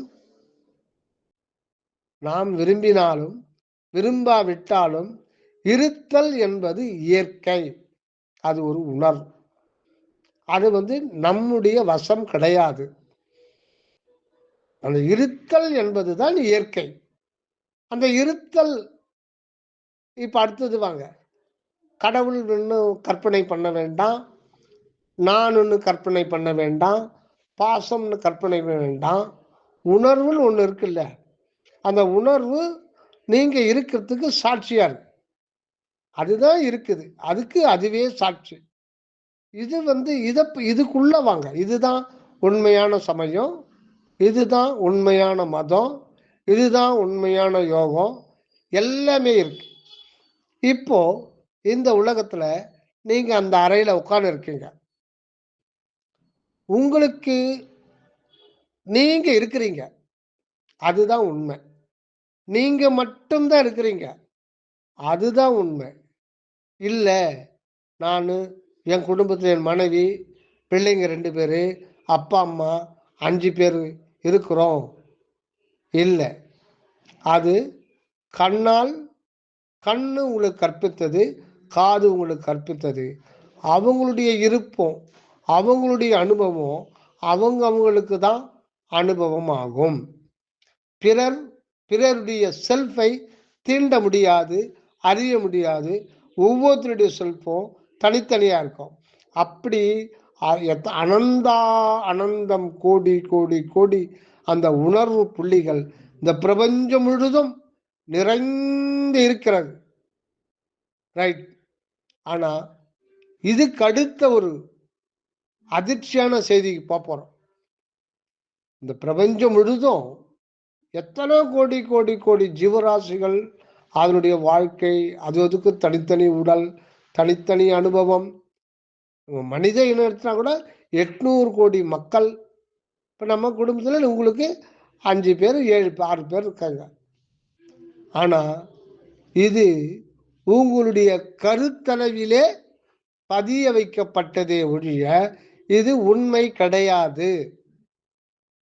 நீங்க இருக்கிறது தான் உங்களுக்கு அனுபவமாகும். பாயிண்ட் 1. நீங்க மற்றவங்கள இருக்கிறதா நினைக்கிறது உங்களுடைய இமேஜினேஷன் தான். ஏன்னா நீங்க கண் காமிக்கிறது எதுவுமே தத்துவங்களை மட்டும்தான் அது காமிக்கும். அது இன்னர் மோஸ்ட் செல்ஃப் தான் அது காமிக்க முடியாது. அது மிக மிக மிக மிக ஆழமானது. என்னுடைய இன்னர் மோஸ்ட் செல்ஃபுடைய ட்ரூத்து என்னால் அறிய முடியாது. அவனுடைய சர்ஃபேஸில் தான் நான் இருக்கேன். சர்ஃபேஸில் இருந்தால் அதே மாதிரி தான் ஒவ்வொருத்தரும். அதாவது நான் இருக்கிறேன், பட்டு அந்த இருத்தல் என்பது ஏன், எப்படி, அது எப்பொழுதிலிருந்து, அது எதனால் ஆனது தெரியாது, ஒன்றும் தெரியாது. பட் இருக்கிறேன். அதே மாதிரி தான் ஒவ்வொன்றும். அடுத்த சீக்ரெட்டு, நம்ம அந்த இருத்தலுடைய அது ஒரு வெளிதான். அது ஒரு இருத்தல்ன்றது ஒரு சித்துன்னு அறிவு. அது ஒரு ஸ்பேஸ், அறிவு ஆகாயம். அதுதான் சித்து ஆகாசம், சித்தாகாசம். அது ரொம்ப ஒரு மைன்யூட் பாயிண்ட். அதை பத்தி சொல்லவே முடியாது. அதுதான் இன்னர் மோஸ்ட். அதுதான் இருந்துகிட்டு இருக்கு. அங்கிருந்து தான் கேள்வி வருது. நானுன்னு ஒண்ணு இல்லாமலே இருந்திருந்தா நல்லா இருந்திருக்குமேன்னா அதுக்கு உங்களுடைய உள்ளத்திலிருந்து எழுந்த அது கேள்விக்கு உங்களுடைய உள்ளத்தில் தான் அதுக்கு பதில் இருக்கு. என்ன பதில்னா அப்படி இருக்க முடியாது, அது இயற்கை. ஒரு பொருள், ஒரு அறிவு, அது அன்பு என்கின்ற ஒரு இருப்பு இருந்து கொண்டுதான் இருக்கு இயற்கையில. ஒன்றுமே இல்லாமல் இருக்க முடியாது அப்படின்றது நீங்க தான் உங்களுடைய அனுபவத்துல பார்க்கணும். இதுக்கு எந்த ஒரு ஏட்டையோ எந்த ஒரு சமயத்தையோ அவர் இறை தூதர், இவர் இறை தூதர், அங்க சொல்லியிருக்கு, இந்த மன்றத்தை சொல்லியிருக்கு, அவர் இதெல்லாம் கிடையாது. உங்களுடைய உணர்வுல அனைத்தும் அடைந்திருக்கு. அதுதான் தவிர்க்க முடியாதது. நீங்கள் இருத்தல் என்பது நாம் நினைக்கிற மாதிரி நம்முடைய கண்ட்ரோல் அல்ல. நம்முடைய கண்ட்ரோல் அல்ல. நாம் விரும்பினாலும் விரும்பாவிட்டாலும் அந்த ஸ்பேஸ் என்ற ஒன்று இருந்து கொண்டுதான் இருக்கும். அது அது மட்டும்தான் இருக்கும். அப்போ நம்ம வீட்டில் 5 பேர் நம்ம பார்க்கறது அந்த ஸ்பேஸினுடைய மேலே போத்தி இருக்க கவசத்தை பார்க்குறோம். அந்த கவசத்தில் உள்ள இருக்கிற இன்னர்மோஸ்ட் செல்ஃபு அந்த கவசம் எண்டு வரையில அது பிரகாசிக்குது. அதை வச்சு நம்ம ஒரு ஆளுன்னு நாம் செய்கிறோம். அவங்க நடந்தா போனா வந்தா அதை வச்சு தான் ஒரு ஆளுன்னு சொல்லிட்டு நான் முடிவு பண்ணுறமே தவிர அவங்களுடைய இருப்பையும் அவங்களுடைய அனுபவத்தையும் அந்த செல்ஃப்ன்றது இருப்பு அனுபவம் சேர்ந்து தான் இருக்கும். அதை நாம் தீண்ட முடியாது. அதுக்கு பேரு தீண்டாத வெளி. தீண்டாத வெளியில் வளர் தீண்டாத தெய்வம். அது எங்கேயோ ஒன்றும் இல்லை, இது நம்ம இந்த அனுபவத்தை தான். அதனால என்னுடைய மனைவி என்னுடைய மகன் அப்படின்னு நாம சொல்றது எல்லாம் தத்துவங்கள். மண் கூறு மண் கூறு தான் இந்த தேகமா இருக்கு. இந்த உடல் அது உணர்வு கிடையாது. அந்த அது உள்நிலையில இருக்கு. அந்த உள்நிலையில இருக்கிற ஒண்ணு அதுக்கு மட்டும்தான் அனுபவமாகும், பிறருக்கு அனுபவமாகாது. அந்த உள்நிலை போர்த்தி கொண்டு இருக்கிற இந்த தோல் பைய பார்த்து நம்மள மாதிரி ஒருத்தர் உள்ள இருக்கிறாரு அப்படின்னு யூகிக்கிறோம். அது கூட யூகிக்கிறோம், உண்மைதான். பட் அது நமக்கு அனுபவமாகல. அது யூகமாகத்தான் முடியுது. யூகிக்கிறோம் நம்மள மாதிரி ஒருத்தர் இருக்க வேண்டும், வேற வழி கிடையாது. ஏன்னா நம்முடைய உடம்பும் அப்படித்தானே நகருது, ஆடுது, போகுது, வருது, பசி எடுக்குது, சாப்பிட்றோம், பசி ஆடுறோம். அதே மாதிரி எல்லாரும் செய்கிறாங்க. ஆனால் நம்முடைய இருத்தல் மட்டும் நமக்கு அனுபவமாகுமே தவிர மற்றவர்களுடைய இருத்தலோ அனுபவமோ அவர்களுடைய இன்பமும் துன்பமோ நமக்கு அனுபவம் ஆகாது. அவங்க ஒருத்த வைத்து வலிக்கிறான்னா அவன் முகத்தோற்றத்தில் அது வெளிப்படும். இல்லை கீழே விழுந்து புரளுவான். அதை வச்சுத்தான் அவன் கஷ்டப்படுறான், ஐயோ அவன் துடிக்கிறான்னு சொல்றமே தவிர அது உணர்வுல தான் அந்த பெயின். அது ஒரு அலை. அது உணர்வுல ஒரு அலையாகத்தான் அவன் உணர்றான், நாம உணர முடியாது. தயவு பதிவு 2 பார்ப்போம். தயவு பதிவு 2. ஆக இப்போ அடுத்த சீக்ரெட், இது ஒரு அதிர்ச்சியா கூட இருக்கலாம். என்னன்னா நீங்க மட்டும்தான் இருக்கீங்க. உங்களை சுத்தி பார்க்கறது எல்லாமே தத்துவங்கள் தான். அது இந்த பிரபஞ்சம். இந்த பிரபஞ்சம் முழுதுமே ஜடம். இது ஒரு ஜோதியாலான ஒரு ஜடம். முழு பிரபஞ்சத்துக்கு மையத்துல நீங்க மட்டும் ஒரு உணர்வா இருக்கீங்க. இதுதான் உண்மை. ஆக ஒன்னே ஒண்ணுதான் இருக்கே, அதுதான் உங்களுக்கு இருத்தல் என்பது தவிர்க்க முடியாத ஒன்றாக இயற்கையாக இருந்து கொண்டிருக்கிறது. உங்களை சுத்தி இந்த பிரபஞ்சம் இருக்கு, எல்லையற்ற பிரபஞ்சம் இருக்கு. உங்களை சுத்தி எல்லையற்ற பிரபஞ்சம் இருக்கு. ஆக அந்த இருத்தலை குறித்து நம்முடைய கவனத்தை உள்பக்கம் செலுத்தினா அது தனது உண்மையை காட்டும். அது ஏன் அப்படி? நான் இருக்கிறது, என்னுடைய இருப்பு ஏன் எனக்கு தெரியாம இருக்கு? அதுதான் இயற்கை. அதுதான் இயற்கை. சரி, இதுக்கு அப்பால வருவோம். இந்த சாதி சமய சழக்கை விட்டேன், அருள் ஜோதியை கண்டேன் அடி, அக்கச்சி ஜோதியை கண்டேன் அடி. சாதி சமய சழக்கை விட்டேன், ஏட்டை தவிர்த்து என் எண்ணமெல்லாம் எய்த ஒளி தந்து. அந்த பாயிண்டையும் பிடிங்க. ஓதாது உணர்ந்திட ஒளி அளித்து. ஓதாதுதான் உணர முடியும். அந்த உள்ளொளிய ஓதாதுதான் உணர முடியும், ஓதியெல்லாம் உணர முடியாது. ஓதி உணர முடியாது. ஓதி உணர்வதற்கு அறியவன்ட்டார் பெரிய புராணத்தை சேர்க்கிறார். உலகெல்லாம் உணர்ந்து ஓதுதற்கரியவன். நம்மெல்லாம் தத்துவங்கள். இந்த உடம்பு, இந்த உடம்புல விளங்குற மன அறிவு, ஜீவ அறிவு, இது எல்லாம் தத்துவங்கள். இந்த தத்துவங்கள்ல நம்ம உட்கார்ந்து நம்ம சண்டை போட்டு இருக்கோம். அந்த பக்கம் உள்பக்கம் இருக்கிற உண்மை அது நமக்கு சொந்தமாய் நாமாய் இருக்குது. ஆனா வெளியில வந்து இந்த மதம் அந்த மதம் அவர் இறை தூதரு புக்கு என்னுடைய வேதாகமத்தில் எழுதி வச்சிருக்கு அப்படின்னு நம்ம என்ன சொல்றது இதை? அப்படிதான் உலகம் போயிட்டு இருக்கு. இது ஏன் போயிட்டு இருக்கு? அது ஒரு அனுபவம். இது தவிர்க்க முடியாதா? தவிர்க்க முடியாது. அது ஒரு ப்ராசஸ். அந்த ப்ராசஸ் தான் இயற்கை வச்சிருக்கு. அப்போ உண்மைக்கு வருகின்ற பொழுது என்ன அனுபவமாச்சு வரலாறுக்குன்னா, அந்த நான் அப்படின்ற இருக்குள்ள போனார். ஏட்டை தவிர்த்து என் எண்ணமெல்லாம் எய்த ஒளி தந்து அப்படின்றாரு. ஏன் ஏட்டை தவிர்த்து அப்படின்னு சொல்றாரு? அவருக்குள்ள போறார். அவரு உள்ள போக தன்னுடைய இருத்தலுக்குள்ள போக போக அதனுடைய மையத்துக்கு போறாரு.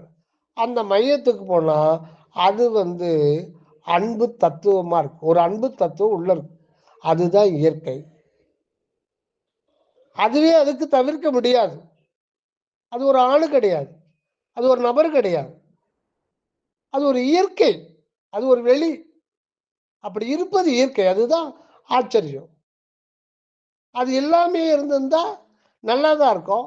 ஆனா அப்படி கிடையாது. இயற்கையில் அப்படி இருக்குது.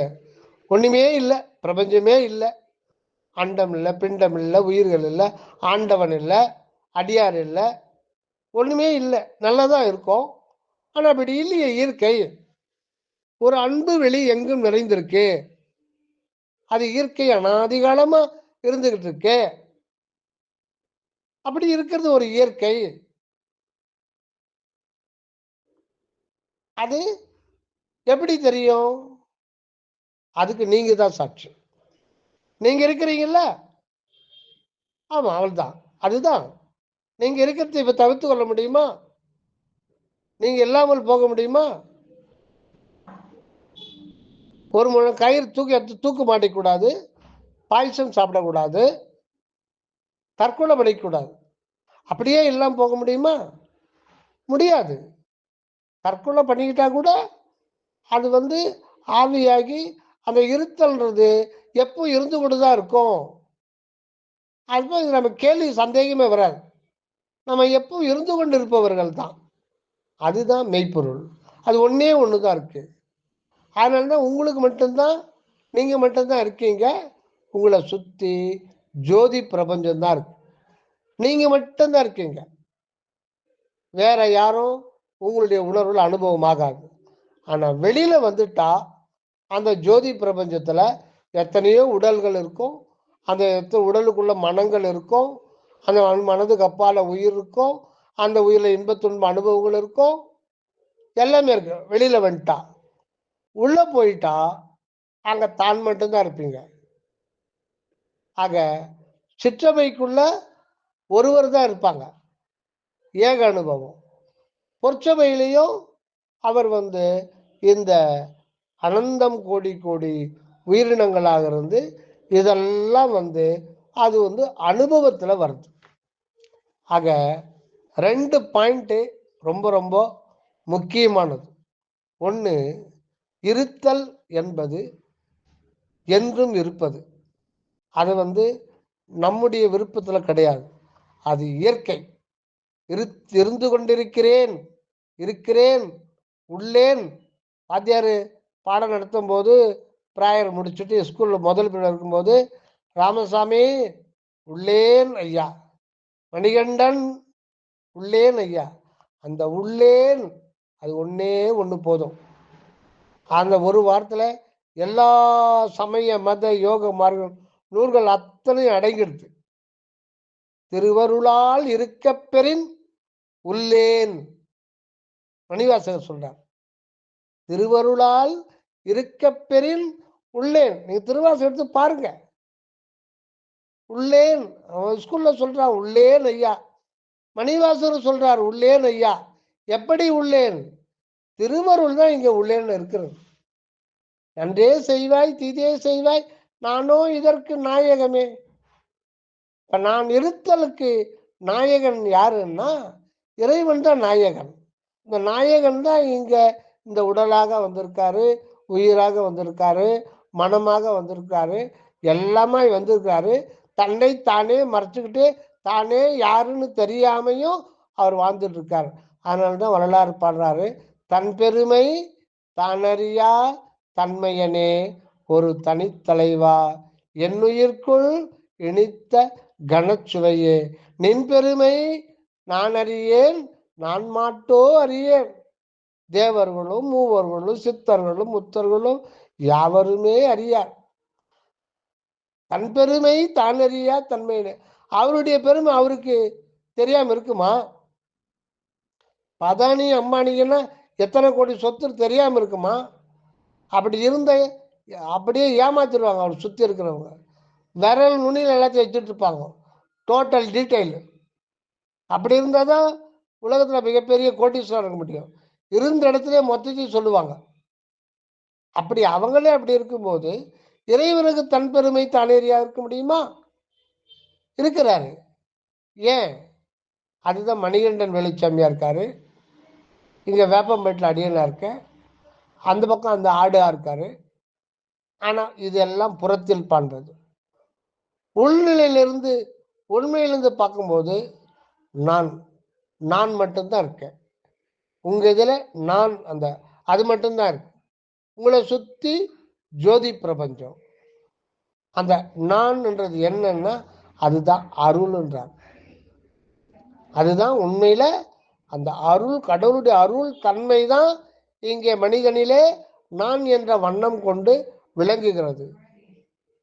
அதுக்கு ஆணவம் அப்படின்னு சைவ சித்தாந்தத்தில் தான் சொல்றாங்க. சைவ சித்தாந்தம் தான் ஆணவம் பேர் வச்சுட்டாங்க.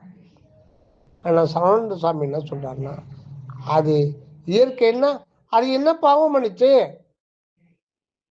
பாவம் இல்லையா?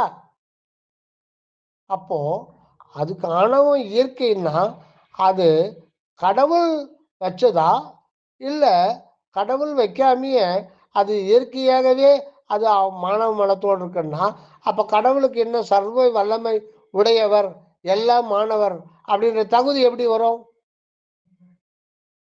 அப்புறம் ஆணவம் ஆன்மாவுக்கு இயற்கை அப்படின்னு எப்படி சொல்ல முடியும்?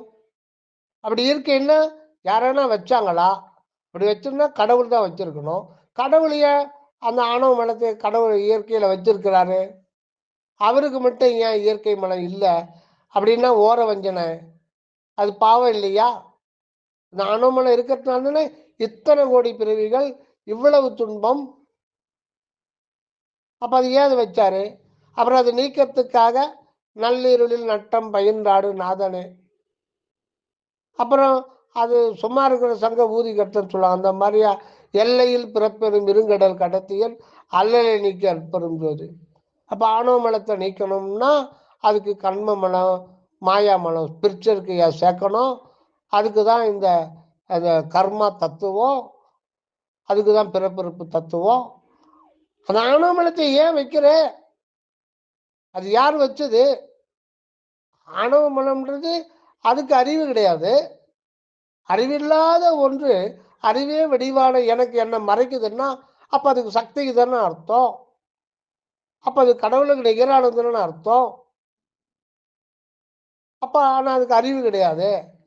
அறிவில்லாத பொருள் என்னுடைய அறிவே வடிவான என்னை என்னுடைய இருப்பை நான் அறிய முடியாது மறைக்குதுன்னா அப்ப கடவுள் என்ன பண்ணியிருந்தார் அந்த இயற்கையை வர்ற வரையில? அப்ப இது கேட்கணுமா வேணாவா? கேட்டா தப்பு. இவன் ஆணவம் பிடிச்சவன், அழிஞ்சு போயிடுவான், சீக்கிரம் செத்து போயிடுவான் சொல்லுவீங்களா? சொல்லுங்க. செத்துதான் போட்டேன், தப்பு. சுயமா எதுவும் சிந்திக்க விடாத மாதிரி பண்றது மதங்கள். நீ சுயமா எதையும் சிந்திக்க கூடாது. அதுதான் மதங்களுடைய முதல் வேலையை.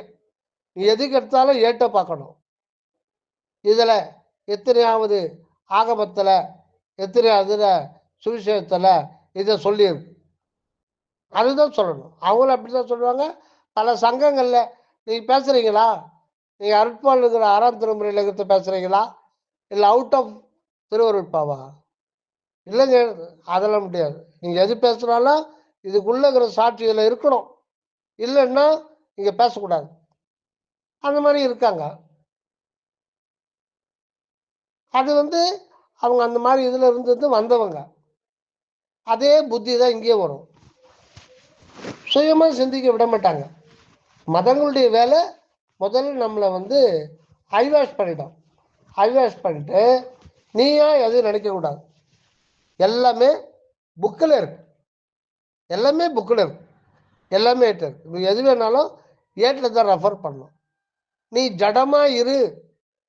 இதுதான் மதங்களோ சமயங்களோ யோக மார்க்கங்களோ சொல்ற முதல் ஆசீர்வாதம். வந்துட்டியா, வா, நீ ஜடமா இரு, உணர்வற்ற ஜடமா இருக்கு. நீ எதையும் சுயமா சிந்தனை பண்ணாத. ஏன்னா நான் மொத்தமே இதுல சொல்லியிருக்கு. இறை தூதர் வந்தாரு, அவரு வந்தார், எல்லாத்தையும் சொல்லிட்டு போயிட்டார். நீ அறிவு கட்டவனாவே இரு. நீ அறிவை புக்கிலிருந்து பெற்றுக்கொள். நீ இந்த அறிவை புக்கிலிருந்து பெற்றுக்கொள். இப்படிதான் சொல்லியிருக்காங்க. ஆனா வள்ளலார் தான், வரலாறுக்கு ஆண்டவரே சொல்றாரு, செயல் அனைத்தும் இயல் வேதம் ஆகமம் புராணம் இதிகாசம் முதலாம் இந்திர ஜாலங்கள் அடையா உரைப்பர் மயல் ஒரு நூல் மாத்திரமே ஜாலம் என அறிந்தார். இதை 10 பசு நூல் பாசு நூல்னு பிரிப்பாங்க. அட போப்பா, நீ எல்லாமே ஜாலம் என அறிப்பாய். நீ நூல் அனைத்தும் ஜாலம் என அறி. இயல் வேதம் ஆகமம் புராணம் இதிகாசம் முதலான இந்திர ஜாலங்கள் 10 பசு நூல் பாச நூல் அப்படின்னு பிரிச்சுட்டாங்க. பிரிச்சு நம்ம பாச நூலையும் 10 படிக்க கூடாது, 10 தான் படிக்கணும். இறைவன் என்ன சொல்றாருன்னா, நீ 3 நூல் வேண்டாம், நூலே ஜாலம் தான். நூலகம் பேர் வைப்பாங்க. அதுல ஆயிரக்கணக்கான லட்சக்கணக்கான புக் இருக்கும். இதெல்லாம் யார் படிக்கிறது? இதெல்லாம் படிச்சு எந்த ஒரு அறிவை கிரகிக்கிற மையம் எது? அதுதான் நூல் அகம், நுண்ணிய உணர்வுலையார். அது இங்கிருந்து போனதெல்லாம் ஒரு குறிப்பிட்ட நிலையில தடை போட்டுரும், உள்ள அனுமதிக்காது. அது அனுமதிக்காது, மன எல்லை வரையில அது பண்ணிடும். அதனால வள்ளல் பெருமான் ஒரு ஆள் சுமைக்கிற பாரம்லாம் போட்டு அது ஏகப்பட்டு சொல்ல ஒரு சூழ்வண்டி பாரம் அந்த மாதிரி சொல்லி அந்த மாதிரி 1000 ஜென்மம் எடுத்து படிக்கிறத திருவருள் முன்னிலையில ஒரு க்ஷணத்துல எல்லாத்தையும் உணர்ந்துக்கலான்ற. ஆக இவ்வளோ இதெல்லாம் நீங்க சொன்னீங்க. சரவணந்த சாமி சொல்லுவார், அந்த பக்கத்து உண்மைய இந்த பக்கத்து நாம விசாரணை பண்ணிக்கிட்டு பண்றது வேஸ்ட், காலம் வேஸ்ட். நீ அந்த பக்கம் போயிரு, உனக்கு நூல் தேவைப்படாது. நீ அந்த பக்கம் போயிடு அப்படின்னு எந்த நூல் சொல்லுதோ அந்த நூல் தான் உண்மையான நூல். நீ இந்த பக்கம் இருக்காத, அந்த பக்கம் வந்துரு அப்படின்னு சொல்லிட்டு ஒரு நூல் சொல்லும், அதுதான் திருவருட்பா, அதுதான் திண்டுக்கல் சரவணந்த சுவாமி நூல்கள். நீ அந்த பக்கம் இருக்காதப்பா, படியில பயணம் பண்ணாத, நொடியில மரணம் அடைஞ்சிருவ. அதான் ஒரு படத்துல வரும்ல, ஏறி வையா ஏறி வையான்னு சொல்லுவான். என்னை பார்த்தா ஏறி வை மாதிரியா தெரிஞ்சு, டேய் படியில நிற்காத ஏறி வாடான்னு சொல்றது, அதுக்கு ஏறி வாங்கன்னு சொல்றது. அந்த மாதிரி ஏறி வரணும். நாம மேலேறினேன் இனி விடைந்து கீழிறங்க. மேலேறி நம்ம உச்சி நம்ம பார்க்கணும். நம்முடைய தலைப்பகுதி எதுவாக இருக்கிறது?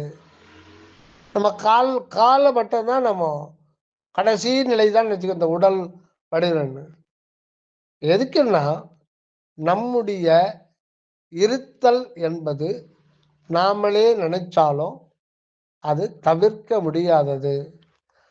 ஏன்னா இருத்தல் என்பது இயற்கை, அது ஒன்னே ஒன்றுதான், நிரம்பி எங்கும் நிரம்பியிருக்கு. அது அகம் புறம் என்ற 2 பக்கங்களானது. புறம்ன்றது நம்ம கண்ணால் காணுகின்ற இந்த பிரபஞ்சம் இது தோற்றம், அகத்தினுடைய உள்நிலையினுடைய புற தோற்றங்களை தோற்று கொண்டு இருக்கும், அவ்வளவுதான். அது அப்படி அகம் புறத்தில் தோற்றமாகி கொண்டிருக்கும், அது இயல்பு. ஆக இங்கு உள்ளது இயற்கை, நான் என்பது இயற்கை. அதனால்தான் சுவாமி சொல்லுவாரு, வள்ளல் பெருமான் கடைசி பாடல், என் சாமி எனது துறை என்னுயிர் நாயகனார் இன்று நான் இருக்கும் இடத்தில் அமர்கின்றார். இங்க வரலாறு சொல்ற நான் என்னது? நான் என்ன ஆணவம் இல்லாமா? இங்க சொல்ற நான் என்ன? இந்த நான் என்பது உண்மையில் பிரணவம். என்ன இதுன்னா, ஒரு பொருள் இருக்கு, அவ்வளவுதான், அது இயற்கை. நான் நினைக்கிற மாதிரி அது ஒரு ஆளோ, அது ஒரு நபரோ, அது ஒரு இதோ கிடையாது, அது உருவம் கொண்டதும் கிடையாது, அது ஒரு வெளி, அவ்வளவுதான், அது இயற்கையா இருக்கு. அந்த வெளி அன்புன்ற வெளியா இருக்கு. அன்பு, அதுக்கு மேல ஒன்றும் சொல்ல முடியாது. அன்புன்னு என்ன? அது சத்து பொருள். சத்து பொருள் என்ன? இயற்கை உண்மை. உண்மைன்னா சத்தியம். சத்தியம்னா அதான் அன்பு இருப்பு. அதான் அவ்வளவுதான். வார்த்தையில ஏதோ 0.001% சொல்ல முடியும். அது உள்ள போய் யார் பார்க்கணும்னா அதை நாம தான் பார்க்கணும். யார் இருக்கிறேன், இந்த இருக்கிறேன்ற வெளிக்குள்ளதான் எல்லாமே அடங்கியிருக்க. அதுக்குள்ள போய் பார்க்கணும். நாம பார்க்கலனாலும் அது இருந்துட்டு தான் இருக்கும். நாம பார்க்கலனாலும் அது இருந்துட்டு தான் இருக்கும். அது ஏன் இந்த மாதிரி இயற்கை அந்த மாதிரி இருக்கு? கடவுள் வேறு மனிதன் வேறு அப்படின்னு இருக்கா? ஒண்ணுதான். அது எப்பவும் நிறைவா தான் இருக்கு. அது நிறைவா இருக்குன்னா புறத்துல இத்தனை ஜீவராசிகள், இத்தனை கோடி ஜீவராசிகள் துன்பப்படுறாங்களே, அது நியாயமா? இல்லை. நாம் நினைக்கிற மாதிரி இத்தனை கோடி ஜீவராசிகள்லாம் கிடையாது. அநேகம்ன்றது புற தோற்றத்தில் தான் இருக்கு. அதுதான் சொன்னேன். இந்த ஒரு ட்ரெயின் ஆக்சிடென்ட் நடக்குது, 500 பேர் இறந்துட்டாங்க அப்படின்னா உண்மை அனுபவம் என்னன்னா ஒருத்தர் தான் மரண அவஸ்தைப்பட்டு இறந்தார். அதுதான். ஏன்னா அது தனித்தனி ஒவ்வொன்று அவஸ்தைப்பட்டது உண்மைதான். ஆனா ஒரு செல்ஃப் இன்னொரு செல்ஃபை தீண்ட முடியாது. ஏன் அப்படின்னா இது எல்லாமே ஒரு இண்டிவிஜுவல் செல்ஃப்ல தான் இருக்கு.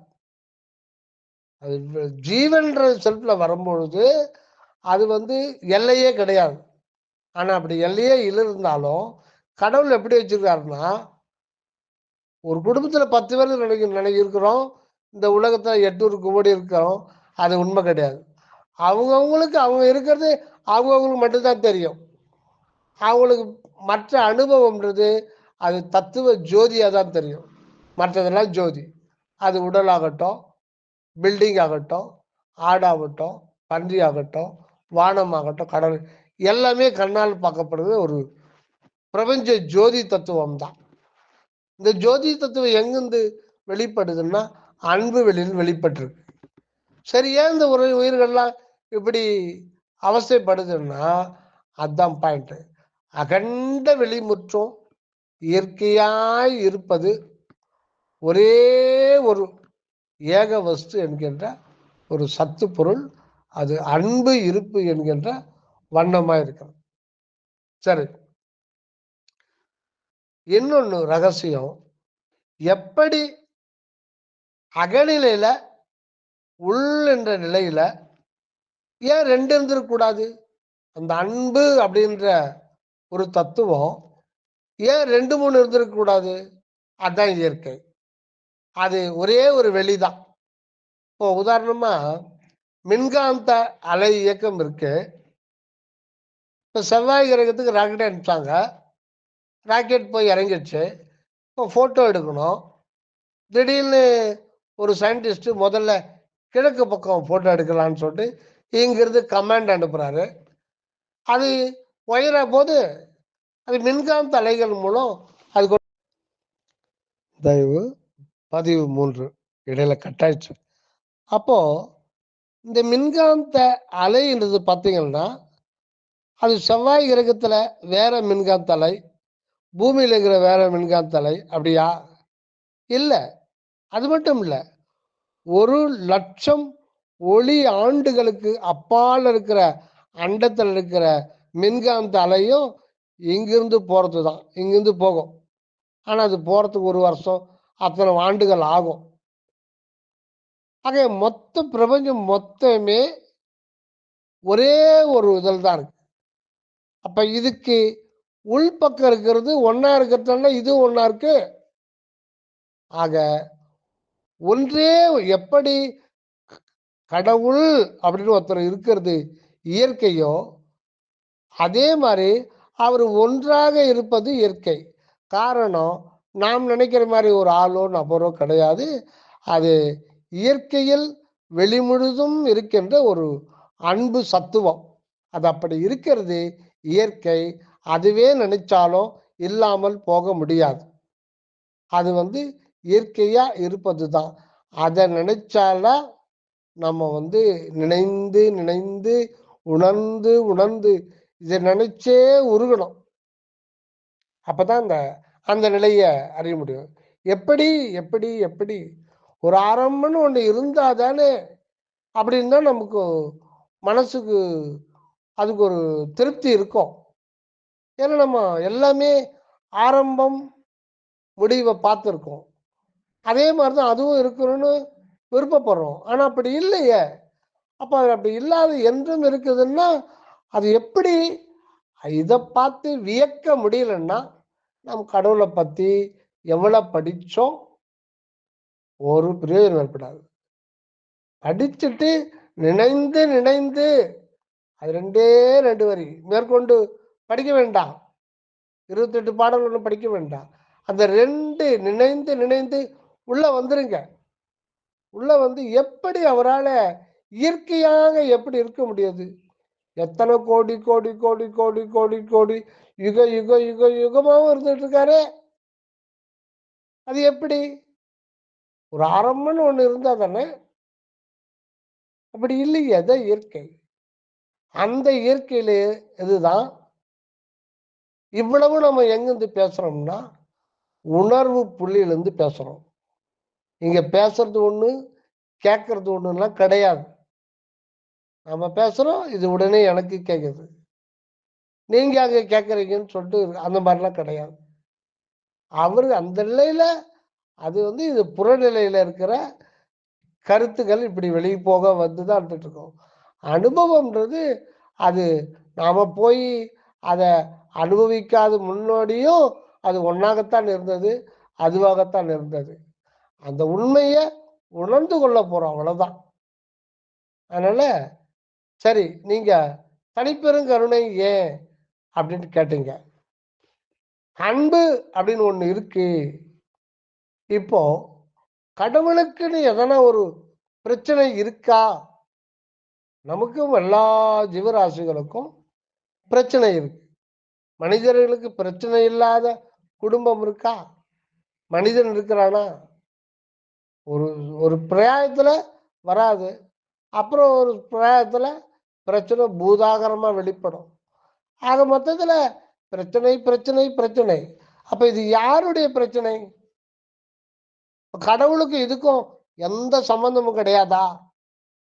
இல்ல, முழு சம்பந்தமும் அவருடையதுதான். அவர் தான் இங்க அவஸ்தைப்பட்டு இருக்காரு. அவஸ்தைப்படாது தனியாவும் இருக்காரு. ஏன் இந்த நிலைமை? இந்த நிலைமை ஏன்? இது என்ன தத்துவம் அப்படின்னா, அந்த அகண்ட வெளிமுற்றும் இருக்கிற அன்பு சத்துவம் தான். அன்பு அப்படின்னா அது ஒரு விருப்பு. அன்பு அன்பாக இருக்கிற ஒரு இருப்பு. ஆனா அதுக்கு அனுபவம் என்பது கிடையாது. அன்பு கடவுள் அனாதியானவர், எல்லையற்றவர். ஆனா இயற்கையில இன்னொன்னு இருக்குன்னா அவருக்கு ஒரு குணம் இருக்கு. என்ன குணம்? அருள் என்கின்ற குணம். அதுதான் அவருடைய தன்மை. ஆனா அகண்ட வெளியில அவருடைய தன்மை அருள் என்பது ஒடுங்கிய நிலையில் இருக்கு. அது வெளிப்படல. அவருடைய தன்மை, அவருடைய அருள் தன்மை, கருணை தன்மை, அன்பினுடைய தன்மை கருணை, வேற ஒண்ணும் இல்லைங்க. அன்பினுடைய தன்மை என்னன்னா கருணை. இதுவும் இருக்கையில் ஒரு அற்புதம் என்னன்னா, அந்த கருணை விளங்காம அப்படியே இருக்கு. அது விளங்குகின்ற இடம்தான் சிற்றம்பலம், சிற்றபை. அதுவும் புதுசா சொன்னா அதுவும் புதுசா இல்லை. இது அகண்ட வெளிமுற்றும் இந்த சிற்றபை என்கின்ற அணுக்கள் நிறைந்திருக்கு. அதுக்குள்ளதான் அந்த நான் வெளிப்படுது. அதனால எத்தனையோ பேர் எல்லாருமே நான் என்ற ஒரே ஒரு சொல் தான் சொல்றோம். அப்படி சொன்னாலும் இந்த எல்லா நான்களும் ஒரு மூலத்திலிருந்து வருது. அதுதான் தான் என்கின்ற அற்பெருஞ்சோதி. ஆக இது நம்ம ஒரு உள்முகமா நம்ம ஒரு கொஞ்சம் ஒரு அணுவலும் உள்ள போனா கூட நம்ம திருவருட்பாவினுடைய கருத்தை ஓரளவுக்கு நம்ம புரிஞ்சுக்கலாம். தயானந்தி சுவாமி சரவணாருடைய கருத்துக்கள் கூட எப்போ புரியும்னா, நம்ம ஒருமையோட இருந்து ஏதாவது இன்னைக்கு யாருக்கான ஒரு நல்ல நம்ம சூழ்நிலைக்கு ஏற்ற மாதிரி ஒரு உதவி செய்யலாம். ஏன்னா எல்லாமே சேர்ந்து ஒன்றுதான் அந்த நிலை. அது மறுபடியும் அடுத்த சத்விசாரத்துல இதை தொடர்வோம் ஐயா. இது போயிட்டே தான் இருக்கும். அதனால அன்பு என்பது அடுத்த அன்பினுடைய ஒரு பரிணாமம் இல்லைங்களா? கடவுளுக்கு பரிணாமம்னு ஒண்ணு கிடையாது. அப்ப அவருக்கு என்ன பிரச்சனைன்னா, அந்த அன்பினுடைய தன்மை அதுவும் அனாதியா தான் இருக்கு. ஆனா இருப்பு அனாதியானதுதான், அகண்டமானதுதான், முடிவு அற்றதுதான். அருள் தன்மையும் அதே மாதிரிதான். ஆனா அனுபவம் என்பது இன்னும் கடவுளுக்கு ஆரம்பிக்கல. அதுதான் கடவுளுக்கு பிரச்சனை. அந்த உண்மை, இயற்கை உண்மை என்கின்ற அன்பு இருப்ப விளக்கம் செய்யணும். அப்படி விளக்கம் செய்ய தொடங்குறது தான் சும்மா கொஞ்ச நாள் போச்சு. இந்த கொஞ்ச நாள் தான் 17,000 கோடி ஆண்டுகள். அது கடவுளுக்கு கொஞ்ச நாள் தான் ஆச்சு. அப்போ அந்த நம்முடைய மூலத்தை அறிஞ்சிட்டா இந்த இதானது சுத்த தேகம் பெற்று எங்கும் நிறைந்து தானான அனுபவத்தில் வாழும். இதுதான் சுத்த சன்மார்க்கம். அடுத்த முறை விசாரித்து தொடருங்க. நன்றி ஐயா. வந்தனம்.